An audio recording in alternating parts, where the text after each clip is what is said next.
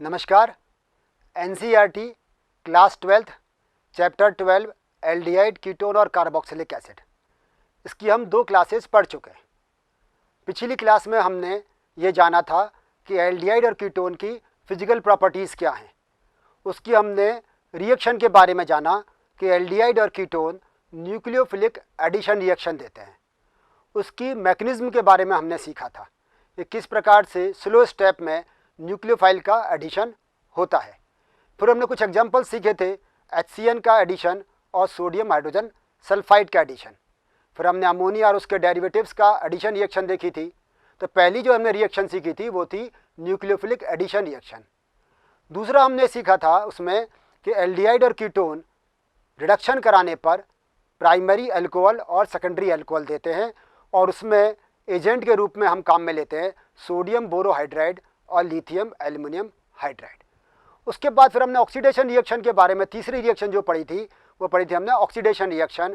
हमने कहा था कि एल्डिहाइड ऑक्सीडेशन पर कार्बोक्सिलिक अम्ल देते हैं और इनका ऑक्सीडेशन माइल्ड ऑक्सीडाइजिंग एजेंट जैसे टॉलरेंस रिएजेंट या फेलिंग सॉल्यूशन से भी हो जाता है। वहीं कीटोन्स का जब ऑक्सीडेशन कराते हैं तो माइल्ड ऑक्सीडाइजिंग एजेंट से नहीं होता बल्कि स्ट्रॉन्ग ऑक्सीडाइजिंग एजेंट से होता है, क्योंकि वहाँ पर कार्बन कार्बन बॉन्ड का बॉन्ड फिशन होता है या बॉन्ड टूटता है। उसके लिए हमें स्ट्रॉन्ग ऑक्सीडाइजिंग एजेंट की ज़रूरत पड़ती है। वहीं हमने यह भी सीखा था कि एल्डिहाइड और कीटोन में विभेद करना हो, डिस्टिंग्विश करना हो अभिक्रियाओं के द्वारा, तो हम बता सकते हैं कि टॉलरेंस रिएजेंट और फेलिंग सॉल्यूशन को एल्डिहाइड रिएक्शन देता है। टॉलरेंस रिएजेंट में सिल्वर मिरर बनता है, जबकि फेलिंग सॉल्यूशन के साथ में हमें रेड ब्राउन प्रेसिपिटेट मिलता है जो कीटोन्स नहीं देते हैं। ये 3 रिएक्शन हमने सीखी थी। इसके अलावा हमने हेलोफॉर्म रिएक्शन भी सीखी थी। अब आप बात करेंगे हम चौथी रिएक्शन के बारे में। इस क्लास में हम सीखेंगे कुछ स्पेशल रिएक्शन चौथी रिएक्शन के बारे में। जैसे हम एल्डोल कंडेंसेशन के बारे में बात करेंगे, हम क्रॉस एल्डोल कंडेंसेशन के बारे में बात करेंगे, कैनिज़ारो अभिक्रिया के बारे में बात करेंगे, और इसके अलावा हम इसकी कुछ स्पेशल रिएक्शंस के अलावा इनके क्या क्या यूजेज हैं एल्डिहाइड और कीटोन के, उसकी बात करेंगे। हम इस क्लास में यह भी बात करेंगे कार्बोक्सिलिक अम्ल के बारे में, उसकी नॉमेनक्लेचर के बारे में, और उसकी हम मेथड ऑफ प्रिपरेशन के बारे में भी इस क्लास में बात करेंगे। तो सबसे पहले जो शुरुआत करते हैं वो चौथी रिएक्शन से करते हैं। 3 तो हम सीख चुके थे। एक न्यूक्लियोफिलिक एडिशन रिएक्शन के बारे में जाना था, एक हमने रिडक्शन के बारे में जाना था एल्डिहाइड कीटोन के, एक हमने उनके ऑक्सीडेशन के बारे में जाना था। अब बात करते हैं चौथी अभिक्रिया के बारे में, अल्फा हाइड्रोजन के कारण होने वाली अभिक्रियाएं। यहाँ आप देखें ध्यान से कि यहाँ पर यदि कार्बोनाइल कार्बन से ऐसा कार्बन जुड़ा है जिसमें एक हाइड्रोजन परमाणु उपस्थित है, क्योंकि अल्फा कार्बन से जुड़ा है तो इसको हाइड्रोजन कह देंगे अल्फा हाइड्रोजन। और अल्फा हाइड्रोजन के कारण से कौन कौन सी अभिक्रियाएं होती हैं उसको हमें समझने की जरूरत है। यहाँ पर ये अभिक्रिया या रिएक्शंस बेस की प्रेजेंस में होती है। अब होगी कैसे, ये जो कार्बोनाइल ग्रुप का कार्बन है, ये कार्बन से ऑक्सीजन अपने इलेक्ट्रॉन को ले जाएगा। क्यों? क्योंकि ऑक्सीजन इलेक्ट्रोनेगेटिव है, तो यह ऑक्सीजन पर निगेटिव है, इस कार्बन पर आ गया पॉजिटिव चार्ज। अब ये जो हाइड्रोजन था इससे कार्बन इलेक्ट्रॉन्स को ले लेगा, क्योंकि यहाँ पर हाइड्रोजन की तुलना में कार्बन की इलेक्ट्रोनेगेटिविटी ज़्यादा, तो ये इलेक्ट्रॉन ये लेगा, ये इलेक्ट्रॉन्स यहाँ चले जाएंगे, और ये जो बेस है इस हाइड्रोजन को, क्यों हाइड्रोजन ये H पॉजिटिव रूप में हो जाएगा, इसको आसानी से निकाल ले जाएगा। तो स्थिति क्या बनेगी यहाँ पर कि ये इलेक्ट्रॉन कार्बन कार्बन के बीच आ गए, तो यहाँ डबल बॉन्ड आ गया और ये आ गया ऑक्सीजन नेगेटिव। तो यहाँ इस जो बेसिक स्केलेटन है उसको आप ध्यान से समझें। ये इलेक्ट्रॉन ऑक्सीजन पर गए, बेस इसको H पॉजिटिव रूप में ले गया, और ये जो कार्बन हाइड्रोजन के इलेक्ट्रॉन थे यहाँ पर डबल बॉन्ड के रूप में आ जाते हैं। तो इसकी पहली रिएक्शन है एल्डोल कंडेंसेशन या एल्डोल संघनन। जिन एल्डिहाइड अथवा कीटोन में कम से कम एक अल्फा हाइड्रोजन एटम होता है वे डाइल्यूट बेस के साथ या एल्कली के साथ में रिएक्शन करने पर बीटा हाइड्रोक्सी एल्डिहाइड, जिसे एल्डोल भी कहते हैं, अथवा बीटा हाइड्रोक्सी कीटोन जिसे कीटोल कहते हैं, देते हैं। रिएक्शन को समझो। जैसे मानो इथेनॉल है, फॉर्मेल्डिहाइड ये रिएक्शन नहीं देगा। फॉर्मेल्डिहाइड से तो 6 मोल आपस में जुड़ते हैं तब वहाँ पर फार्मोस बनता है। यहाँ इथेनॉल को समझें, इसमें जो C डबल बॉन्ड O से एक CH3 ग्रुप जुड़ा हुआ है, यानी कि यहाँ पर इसमें अल्फा हाइड्रोजन एटम प्रेजेंट है। जब इसके 2 मोल आपस में जुड़ेंगे तो क्या बनेगा 3 हाइड्रोक्सी ब्यूटेनॉल, और ये 3 हाइड्रोक्सी ब्यूटेनॉल से जब एक वाटर मॉलिक्यूल निकल जाएगा तो ब्यूट 2 इन L बनेगा। अब इस रिएक्शन को ध्यान से समझें।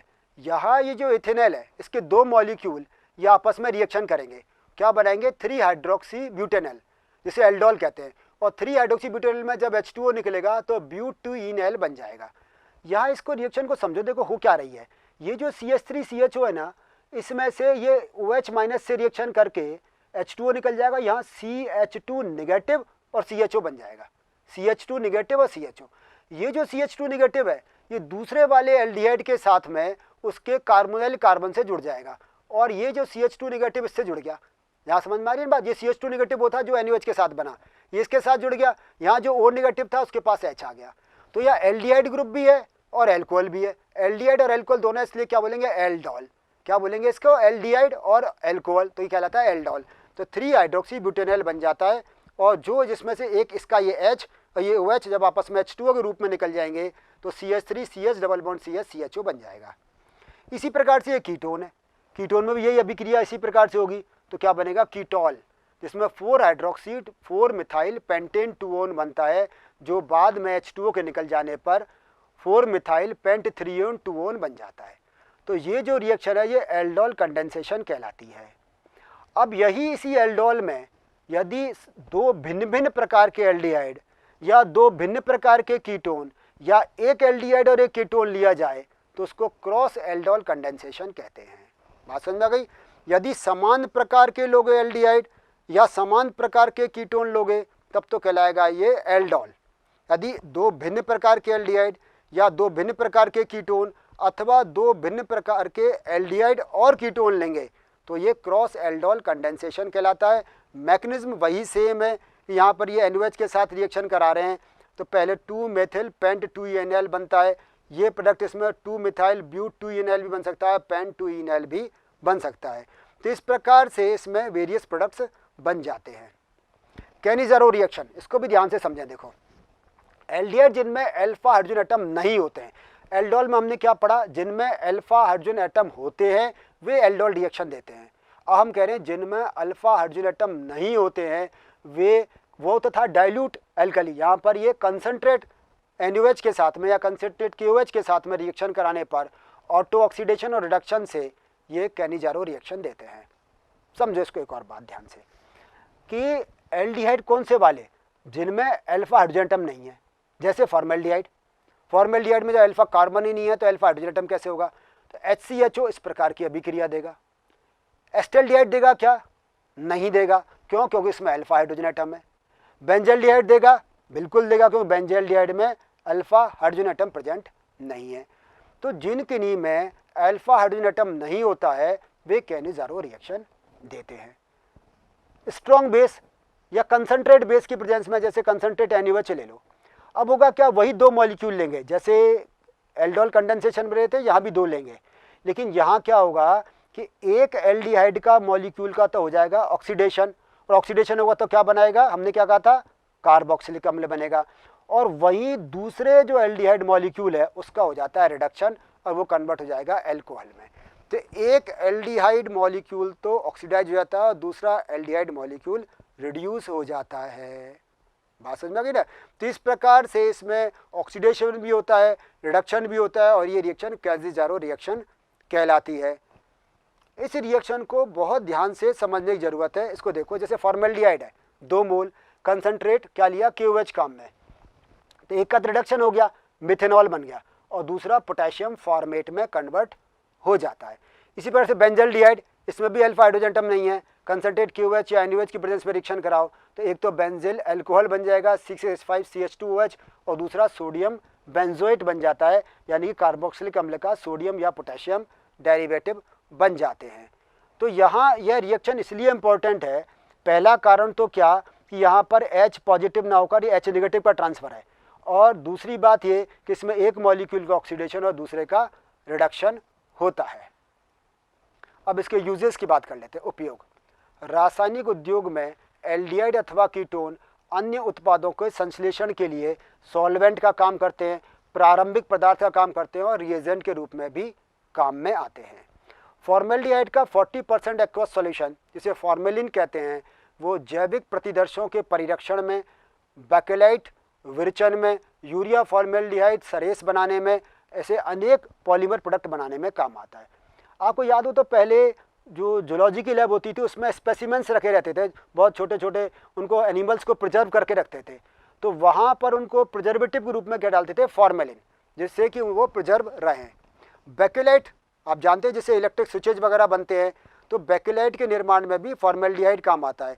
फिनॉल की रिएक्शन जब फॉर्मेल्डिहाइड के साथ और NaOH के साथ कराते हैं तो पहले वो 1 डायमेंशनल प्रोडक्ट बनता है जिसे नोवेलेक कहते हैं, और बाद में जब 3 डायमेंशनल प्रोडक्ट में ये कन्वर्ट हो जाता है, पहले बनता है ये अल्फा हाइड्रोक्सी बेंजाइल अल्कोहल और दूसरा बनता है ये ऑर्थो हाइड्रोक्सी बेंजाइल अल्कोहल और पैरा हाइड्रोक्सी बेंजाइल अल्कोहल। और ऑर्थो हाइड्रोक्सी बेंजाइल अल्कोहल और पैरा हाइड्रोक्सी बेंजाइल अल्कोहल का जब ये 3 डायमेंशनल पॉलीमराइजेशन होता है तो उसके बाद में क्या बन जाता है, बेकेलाइट में कन्वर्ट हो जाता है। और बेकेलाइट किस में काम आता है, इलेक्ट्रिक स्विचेज बनाने में काम आता है, यूरिया फॉर्मेल्डिहाइड रेजिन्स बनाने में और बहुत सारे पॉलीमर प्रोडक्ट बनाने में फॉर्मेल्डिहाइड का उपयोग होता है। एस्टल्डिहाइड मुख्यतः एसिटिक अम्ल बनाने में, इथाइल एसीटेट बनाने में, वाइनिल एसीटेट बनाने में या औषधों के उत्पादन में ये प्रारंभिक पदार्थ के रूप में काम में लिया जाता है। बेंजल्डिहाइड का उपयोग सुगंध के रूप में और रंजक यानी कि डाइज बनाने में काम में लेते हैं। एसीटोन और मेथिल एथिल कीटोन ये औद्योगिक विलायक हैं और एसीटोन का उपयोग तो नेल पॉलिश रिमूवर में भी किया जाता है। कई एल्डिहाइड और कीटोन जैसे ब्यूटाल्डिहाइड, वैनिलीन, एस्टोफिनोन, कपूर ये आदि सुगंध कारक के रूप में और सुरुचिकर प्रभाव के रूप में काम में लिए जाते हैं। अब तीसरे पदार्थ की बात करते हैं, एल्डिहाइड और कीटोन के अलावा कार्बोक्सिलिक अम्ल की। ऐसे कार्बनिक यौगिक जिनमें कार्बोक्सिलिक अम्ल COOH समूह फंक्शनल ग्रुप के रूप में उपस्थित होता है कार्बोक्सिलिक अम्ल कहलाते हैं।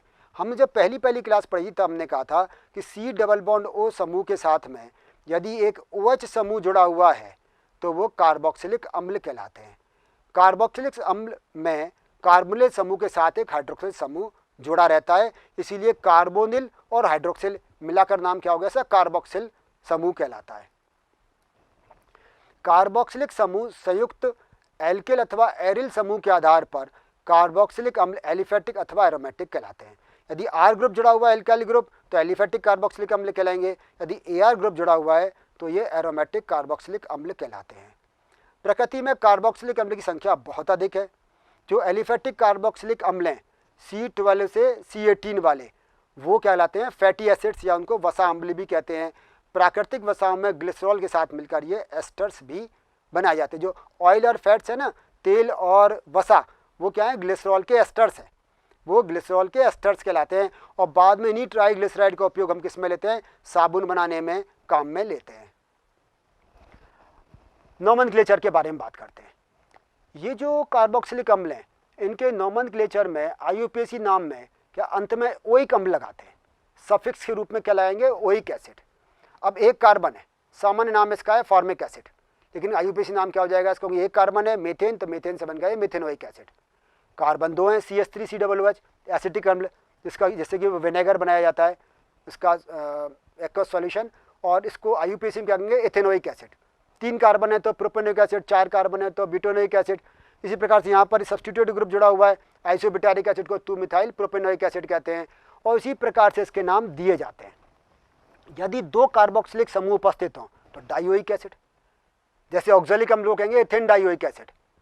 इसी प्रकार से ये जो मेलोनिक एसिड है इसे कहेंगे प्रोपेन डाइओइक एसिड।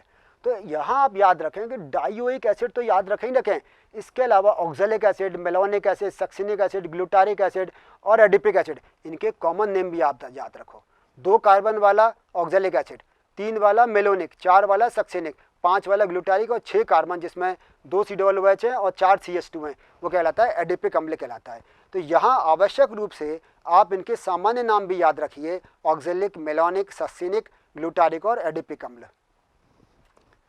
आगे भी कुछ नाम दे रखे हैं जैसे कार्बोलिलिक अम्ल, यहाँ 3 COOH समूह उपस्थित हैं, propane 1 2 3 tricarboxylic acid, benzoic acid, इसके अलावा 2 फेनिल एथेनोइक अम्ल और थैलिक एसिड, बेंजीन 1 2 डाइकार्बोक्सिलिक अम्ल, यह भी नोमेनक्लेचर में समझाया गया है। स्ट्रक्चर को देखें ध्यान से। कार्बोक्सिलिक समूह में कार्बोनिल कार्बन से संयुक्त सभी आबंध एक ही तल में होते हैं। ये सब की सब किस्में एक ही प्लेन में है, इसलिए इनका जो बॉन्ड एंगल है वो कितना है, 120 डिग्री है। कार्बोक्सिल कार्बन, कार्बोनिल कार्बन ये इस प्रकार से आपस में कुछ क्या दिखाते हैं, रेजोनेटिंग स्ट्रक्चर्स दिखाते हैं। ये जो कार्बोनिल कार्बन है इसको देखा ध्यान से, ये जो कार्बन है इसमें ऑक्सीजन इलेक्ट्रोनेगेटिव, इसी कारण से डबल बॉन्ड या पाई बॉन्ड के इलेक्ट्रॉन ऑक्सीजन ले जाएगा, तो ये ऑक्सीजन कैसा हो गया नेगेटिवली चार्ज, ये कार्बन हो गया पॉजिटिव चार्ज। यहाँ पर लोन पेयर प्रेजेंट थे, ये अपने इलेक्ट्रॉन कार्बन को दे देगा, ये अपने इलेक्ट्रॉन ने कार्बन को दिए, तो यहाँ पर आ गया डबल बॉन्ड, ऑक्सीजन इलेक्ट्रॉन दिए पॉजिटिव, इस पर आ गया नेगेटिव चार्ज। तो इस प्रकार से ये क्या करता है, यह रेजोनेटिंग स्ट्रक्चर से दिखाता है, जिसमें यहाँ ये ऑक्सीजन अधिक इलेक्ट्रोनेगेटिव होने के कारण से ये कन्वर्ट हो गया नेगेटिव चार्ज में, और चूंकि इसने लोन पेयर इलेक्ट्रॉन कार्बन को दे दिए, जो कार्बन इलेक्ट्रॉन डेफिशिएंट हो गया था, इस पर आ गया पॉजिटिव चार्ज। तो इस प्रकार से ये क्या करेगा, ये रेजोनेटिंग स्ट्रक्चर्स दिखाता है। कार्बोक्सिलिक अम्ल के बनाने की विधियाँ, ये हम जानते हैं कि प्राइमरी अल्कोहल और एल्डिहाइड जब इनका ऑक्सीडेशन कराते हैं तो किस में कन्वर्ट हो जाते हैं, ये कार्बोक्सिलिक अम्लों में परिवर्तित हो जाते हैं। प्राइमरी अल्कोहल सामान्य ऑक्सीकरण अभिकर्मक या उदासीन या अम्लीय क्षारीय माध्यम में पोटेशियम परमैंगनेट या पोटेशियम डाइक्रोमेट या क्रोमियम ट्राइऑक्साइड, ये सब रिएक्शन हम देख चुके हैं, जब इनकी रिएक्शन कराते हैं तो ये कार्बोक्सिलिक अम्लों में ऑक्सीकृत हो जाते हैं। माइल्ड ऑक्सीडाइजिंग एजेंट के रूप में भी हम देख सकते हैं, हमने देखा हुआ है कि माइल्ड ऑक्सीडाइजिंग एजेंट जैसे टॉलेंस एजेंट, फेलिंग सॉल्यूशन, उससे भी एल्डिहाइड कार्बोक्सिलिक अम्लों में कन्वर्ट हो जाते हैं। ये रिएक्शन भी हम जानते हैं कि अल्कोहल की रिएक्शन हम कराएं एल्कलाइन KMnO4 के साथ में, तो ये कार्बोक्सिलिक अम्ल कन्वर्ट हो जाएगा, या क्रोमियम ऑक्साइड H2SO4 लेंगे तब भी कार्बोक्सिलिक अम्ल मिल जाते हैं। एरोमेटिक कार्बोक्सिलिक अम्ल एल्किल बेंजीनों के क्रोमिक अम्ल अथवा क्षारीय KMnO4 द्वारा प्रबल ऑक्सीकरण से भी विरचित किए जा सकते हैं। यहाँ हम देख रहे हैं टॉलुइन, इसकी रिएक्शन KMnO4 और KOH से करा रहे हैं, तो अभी ये पहले पोटेशियम बेंजोएट बन रहा है, बाद में इसका हाइड्रोलाइसिस कराने पर ये बेंजोइक अम्ल में कन्वर्ट हो रहा है। इसी प्रकार से हम एक और रिएक्शन देख रहे हैं जहाँ पर ये प्रोपाइल बेंजीन लेके काम में लेके चले हैं, KMnO4 और KOH के साथ रिएक्शन करा रहे हैं, तो पहले COO और बाद में ये बेंजोइक अम्ल में परिवर्तित हो रहा है। नाइट्राइल और अमाइड से RCN, इसका भी कराएं, हाइड्रोलाइसिस कराएंगे तो RCONS2 में कन्वर्ट होगा, या अमाइड बन रहा है, और अमाइड का हाइड्रोलाइसिस कराने पर ये कार्बोक्सिलिक अम्ल बनता है। एग्जाम्पल जैसे इथेनामाइड का हाइड्रोलाइसिस कराएं तो इथेनोइक एसिड और अमोनिया बनते हैं। एक और एग्जाम्पल बेंजामाइड लें, तो बेंजामाइड के साथ जब रिएक्शन कराते हैं तो बेंजोइक एसिड और अमोनिया बनते हैं। ग्रिग्नार रिएजेंट के साथ रिएक्शन, ग्रीनियर अभिकर्मक कार्बन डाइऑक्साइड, जिसको ड्राई आइस भी कहते हैं, इसके साथ रिएक्शन कराने पर कार्बोक्सिलिक अम्ल के सॉल्ट बनते हैं, जो खनिज अम्ल के द्वारा बाद में कार्बोक्सिलिक अम्ल में कन्वर्ट हो जाते हैं। यहाँ आप समझने की कोशिश करें, जैसे ये C+O है, तो यहाँ पर ये एक, इनमें से कोई एक ऑक्सीजन क्या जाएगा नेगेटिवली चार्ज, और ये कार्बन हो गया पॉजिटिव चार्ज। यहाँ पर ये R नेगेटिव और MgX पॉजिटिव, तो MgX पॉजिटिव तो जुड़ेगा इस नेगेटिवली चार्ज ऑक्सीजन पर, और ये R ग्रुप किस पे जुड़ जाएगा, इस कार्बन पर। तो ये जो R ग्रुप तो जुड़ गया कार्बन पर, और इस पर यहाँ O पर क्या जुड़ गया MgX। इसका जब हाइड्रोलाइसिस कराएंगे तो यहाँ पर क्या आ जाएगा RCOOH आ जाता है। एसिड हैलाइड और एनहाइड्राइड से, तो जब कभी भी एसिड हैलाइड और एनहाइड्राइड इनका हाइड्रोलाइसिस कराते हैं, इनका जल अपघटन कराते हैं, तो ये पहले कार्बोक्सिलेट आयन देते हैं, जो बाद में कार्बोक्सिलिक अम्ल में परिवर्तित हो जाते हैं। जितने भी कार्बोक्सिलिक अम्ल के डेरिवेटिव हैं, चाहे अमाइड हो या एस्टर हो, एसिड हैलाइड हो या एनहाइड्राइड हो, जब कभी इसका हाइड्रोलाइसिस कराएंगे तो क्या बनेगा, कार्बोक्सिलिक अम्ल बनता है। तो यहाँ आप देख रहे हैं, जैसे ये एसिड हैलाइड हाइड्रोलाइसिस कराइए तो कार्बोक्सिलिक अम्ल बन रहा है, एनहाइड्राइड हाइड्रोलाइसिस कराएं बेंजोइक एसिड बना। इसी प्रकार से बेंजोइक इथेनोइक एनहाइड्राइड ये भी लेके चले तभी एक बेंजोइक एसिड और इथेनोइक एसिड बनता है। तो कहने का मतलब ये कि एसिड डेरिवेटिव जितने भी हैं, जब कभी भी इनका हाइड्रोलाइसिस कराते हैं तो ये कॉरस्पॉन्डिंग एसिड्स में कन्वर्ट हो जाते हैं। एस्टर्स का भी वही है, एस्टर्स का हाइड्रोलाइसिस कराइए तो एस्टर्स का हाइड्रोलाइसिस कराने पर क्या बनेगा, बेंजोइक अम्ल और एल्कोहल बनते हैं। तो एस्टर का अम्लीय जल अपघटन करा सकते हैं, क्षारीय जल अपघटन करा सकते हैं, और दोनों से ही क्या बनते हैं, कॉरस्पॉन्डिंग एसिड्स और साथ में एल्कोहल बन जाते हैं। इथाइल बेंजोएट लेके चलें तो उससे बेंजोइक एसिड और इथाइल एल्कोहल बनेगा। इसी प्रकार से इथाइल ब्यूटेनोएट लेके चलेंगे तो उससे ब्यूटेनिक अम्ल और इथाइल एल्कोहल बनता है। तो एसिड के डेरिवेटिव्स हाइड्रोलाइसिस कराने पर एसिड की प्रेजेंस में अथवा बेस की प्रेजेंस में कार्बोक्सिलिक अम्लों में परिवर्तित हो जाते हैं। भौतिक गुण यानी कि फिजिकल प्रॉपर्टीज, एलिफेटिक कार्बोक्सिलिक अम्ल श्रेणी के 9 कार्बन परमाणुओं तक की श्रृंखला वाले सदस्य सामान्य ताप पर अरुचिकर गंध वाले द्रव होते हैं, और इससे जो उच्च पदार्थ हैं यानी कि जो उनके मॉलिक्यूलर वेट ज़्यादा होते हैं वो मोम जैसे होते हैं और ठोस होते हैं, उनकी वोलेटिलिटी कम होती है और वो गंधहीन होते हैं। 4 कार्बन परमाणुओं तक के सरल एलिफेटिक कार्बोक्सिलिक अम्ल के क्वथनांक समतुल्य आणविक द्रव्यमानों वाले एल्डिहाइड कीटोन और यहाँ तक कि एल्कोहल से भी उच्च होते हैं। कार्बोक्सिलिक अम्ल का यह गुण उनके अणुओं में परस्पर अधिक व्यापक अंतर आणविक हाइड्रोजन आबंधन के कारण संगुणन के कारण उत्पन्न होता है। ये हाइड्रोजन आबंध वाष्प अवस्था में पूर्ण रूप से नहीं टूटते। वास्तव में ये कार्बोक्सिलिक अम्ल वाष्प प्रावस्था में एप्रोटिक सॉल्वेंट में हाइड्रोजन आबंध द्वारा एक डाइमर के रूप में रहते हैं। ये जो कार्बोक्सिलिक अम्ल हैं, इनके मेल्टिंग पॉइंट या अगर ये आगे जाकर सॉलिड हो रहे हैं तो इनके बॉइलिंग पॉइंट इनसे जो अल्कोहल हैं कोरस्पॉन्डिंग इसी मॉलिक्यूलर वेट वाले एल्डिहाइड या कीटोन या हाइड्रोकार्बन उनकी तुलना में बहुत अधिक होंगे। उनकी तुलना में अधिक क्यों होंगे? उसका कारण क्या कि ये जो कार्बोक्सिलिक अम्ल हैं, इनके मॉलिक्यूल आपस में हाइड्रोजन बंधन के द्वारा जुड़ जाते हैं और हाइड्रोजन बंधन के द्वारा जुड़ जाने के कारण से ये डाइमर के रूप में रहते हैं। एग्जाम में क्वेश्चन काफ़ी आता है कि एसिटिक अम्ल का अणुभार 120 क्यों प्राप्त होता है? क्यों? वास्तव में तो 60 है, इसका 120 क्यों मिल रहा है? क्योंकि एसिटिक अम्ल का जो मॉलिक्यूल है वो हमेशा डाइमर के रूप में मिलेगा, वो द्विलक के रूप में मिलेगा। ये दो मॉलिक्यूल आपस में जुड़ जाते हैं और हाइड्रोजन बॉन्डिंग द्वारा ये क्या होते हैं, डाइमर बना लेते हैं। एक और बात कि ये जो कार्बोक्सिलिक अम्ल हैं, इनमें जैसे जैसे मॉलिक्यूलर वेट बढ़ता चला जाएगा वैसे वैसे इनके मेल्टिंग और बॉइलिंग पॉइंट भी इंक्रीज होते चले जाते हैं। यहाँ देखें, आपको ये डाइमर दिखाई दे रहा है कोई भी एक कार्बोक्सिलिक अम्ल का, और इसी प्रकार से ये हाइड्रोजन के साथ भी ये हाइड्रोजन बॉन्ड बना रहा है। यही कारण है कि कार्बोक्सिलिक अम्ल वाटर के साथ हाइड्रोजन बॉन्ड बना लेते हैं और सॉल्युबल हो जाते हैं। 4 कार्बन तक के सरल एलिफेटिक कार्बोक्सिलिक अम्ल हाइड्रोजन बंध बना लेने के कारण जल में घुल जाते हैं। कार्बन परमाणुओं की संख्या जैसे जैसे बढ़ती चली जाएगी, मॉलिक्यूलर वेट जैसे जैसे इंक्रीज होता चला जाएगा, वैसे वैसे इनकी सॉल्युबिलिटी कम होती चली जाती है और हायर जो कार्बोक्सिलिक एसिड हैं वे वाटर में इनसॉल्युबल हो जाते हैं। बेंजोइक अम्ल ये एक एरोमेटिक कार्बोक्सिलिक अम्ल है। ये ठंडे जल में लगभग अविलेय होता है, लेकिन जैसा हम पहले कह रहे थे, क्या एक सिद्धांत है लाइक डिजोल्व्स लाइक का, समान समान को घोलता है। तो कार्बोक्सिलिक अम्ल बेंजीन, ईथर, एल्कोहल इस प्रकार के जो सॉल्वेंट्स हैं, जो पोलर सॉल्वेंट नहीं होते बल्कि ऑर्गेनिक सॉल्वेंट्स होते हैं, उनमें आसानी से घुल जाते हैं। तो यहाँ हमने ये सीखा कि कार्बोक्सिलिक अम्ल जितने भी हैं उनमें जो लोअर कार्बोक्सिलिक अम्ल हैं वो वाटर सॉल्युबल हैं। वाटर सॉल्युबल क्यों है? क्योंकि वो वाटर के साथ हाइड्रोजन बॉन्ड बना रहे हैं और जैसे जैसे इसमें कार्बन की श्रृंखला बढ़ती चली जा रही है, इसमें ऑर्गेनिक पार्ट बढ़ता चला जा रहा है, वैसे वैसे इसकी सॉल्युबिलिटी कम होती चली जा रही है। लेकिन जो एरोमेटिक कार्बोक्सिलिक एसिड हैं वे वाटर सॉल्युबल नहीं होते हैं, बल्कि ऑर्गेनिक सॉल्वेंट जैसे बेंजीन, ईथर, एल्कोहल इनमें ये घुल जाते हैं। तो इस क्लास में हमने क्या सीखा? इस क्लास में सबसे पहले हमने सीखा था एल्डिहाइड और कीटोन की कुछ स्पेशल रिएक्शंस के बारे में। ये सबसे पहले हमने देखा था, इसमें एल्डोल कंडेंसेशन के बारे में सीखा था कि जिनमें अल्फा हाइड्रोजन एटम प्रेजेंट होता है वे एल्डोल कंडेंसेशन देते हैं। फिर हमने सीखा कि यदि दोनों एल्डिहाइड अथवा दोनों कीटोन समान हैं तो एल्डोल कंडेंसेशन कहलाता है। यदि एल्डिहाइड और कीटोन अलग अलग प्रकार के हैं, भिन्न प्रकार के हैं, तो उसको क्रॉस एल्डोल कंडेंसेशन कहते हैं। उसके बाद हमने कैनिजारो रिएक्शन सीखी।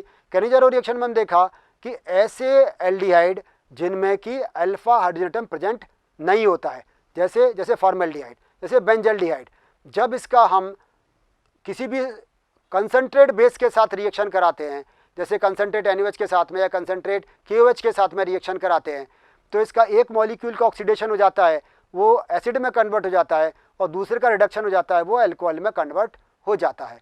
तो दोनों प्रकार के कंपाउंड यहाँ पर बनते हैं। हमने कैनिजारो रिएक्शन को सीखा। उसके बाद फिर हमने इसकी और जो इम्पोर्टेंट रिएक्शंस थी एल्डिहाइड और कीटोन की, उसके बारे में जाना, इसके यूजेज या उपयोग के बारे में हमने जाना। फिर हमने कार्बोक्सिलिक अम्ल की बात की कि कार्बोक्सिलिक अम्ल में समूह क्या है, इसमें OH समूह किस प्रकार से जुड़ा हुआ है। फिर उसके हमने नॉमेनक्लेचर की बात की कि इसके नाम के अंत में सफिक्स के रूप में ओइक अम्ल लगाते हैं। फिर हमने इसके बाद की मेथड ऑफ प्रिपरेशन के बारे में कि एल्डिहाइड और कीटोन के या अल्कोहल के ऑक्सीडेशन से बनाए जा सकते हैं, नाइट्राइल के हाइड्रोलाइसिस से बना सकते हैं, जो कार्बोक्सिलिक अम्ल के डेरिवेटिव्स हैं उनकी की वाटर्स के रिएक्शन के साथ में उनके हाइड्रोलाइसिस से भी हम इनको कार्बोक्सिलिक अम्ल को बना सकते हैं। और कार्बोक्सिलिक अम्ल के हमने भौतिक गुणों की बात की कि कार्बोक्सिलिक अम्ल जितने भी हैं वो जो लोअर हैं उनके मेल्टिंग पॉइंट बॉइलिंग पॉइंट कम होते हैं, जैसे जैसे हायर होते जाते हैं वो सॉलिड होते चले जाते हैं, उनके मेल्टिंग पॉइंट बॉइलिंग पॉइंट बढ़ते चले जाते हैं। हमने यह भी सीखा कि लोअर कार्बोक्सिलिक अम्ल हैं वो वाटर सॉल्युबल होते हैं और हायर कार्बोक्सिलिक अम्ल वाटर सॉल्युबल नहीं होते हैं, उनकी वाटर सॉल्युबिलिटी कम होती चली जाती है। आगे क्लास में हम सीखेंगे कार्बोक्सिलिक अम्ल के हम डिफरेंट रिएक्शंस के बारे में बात करेंगे, विभिन्न अभिक्रियाओं के बारे में बात करेंगे और उनके उपयोगों के बारे में जानेंगे। धन्यवाद।